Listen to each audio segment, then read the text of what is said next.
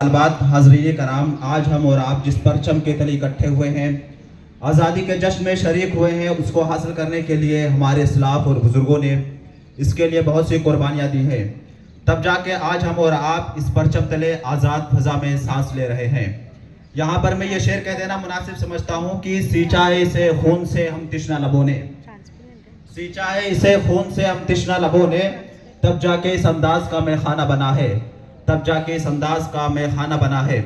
जश्न आज़ादी के मुजाहिदीन में अगर नाम लिया जाए तो सर फहरिस्त भगत सिंह, महात्मा गांधी, पंडित जवाहरलाल नेहरू, उधम सिंह, सुभाष चंद्र बोस, सुल्तान शुहदा फिल हिंद, टीपू सुल्तान, बहादुर शाह जफर, अल्लामा फजल खैराबादी, अशफाक उल्लाह खान, मौलाना अबुल कलाम आज़ाद, सर सैयद अहमद खान, हसरत मोहानी, मौलाना मोहम्मद अली जौहर, मौलाना शौकत अली, मौलाना उबैदुल्लाह सिंधी, हुसैन अहमद मदनी, मुफ्ती किफ़ायतुल्लाह, रानी लक्ष्मीबाई मर्दानी, वो अहम नाम है जिनको तारीख से कभी फरामोश नहीं किया जा सकता।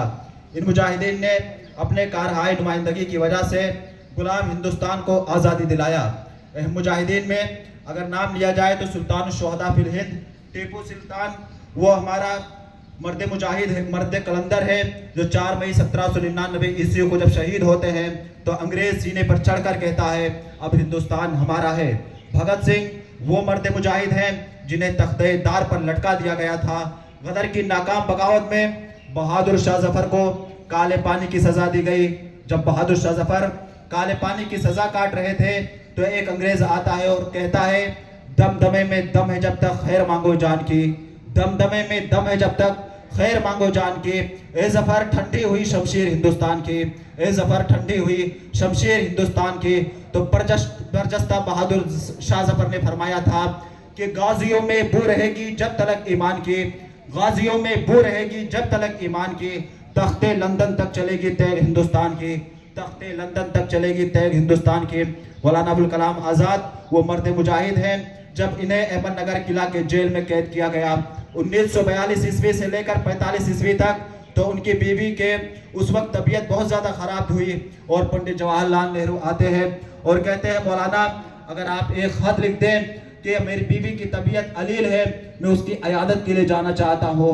तो पंडित मौलाना अबुल कलाम आज़ाद ने कहा था कि पंडित नेहरू, एक तरफ मेरी बीवी है और एक तरफ मेरी माँ है, मैं अपनी बीवी को, मेरी माँ जो है वो अंग्रेज़ों के चंगुल में कैद है, तो इसलिए मैं अपनी बीवी को अपनी माँ पे कुर्बान कर सकता हूँ, लेकिन अंग्रेज़ों को ख़त नहीं लिखूँगा।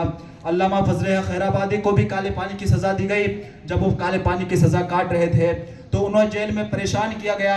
अंग्रेज़ आए, कहा आपको कैद से आज़ाद कर दिया जाएगा, लेकिन आप एक चीज़ आप ये बोल दीजिए कि हमने जो आज़ादी का बिगुल बजाया है ये इसलिए इसके लिए मैं शर्मिंदा हो गया हूँ। तो मौलाना अल्लामा फजल खैराबादी ने कहा था कि मैं ये तो कभी नहीं कहूँगा, मैं ये कहूँगा कि आज़ादी का जो बिगुल बजाया गया है वो बरहक है और बरहक है।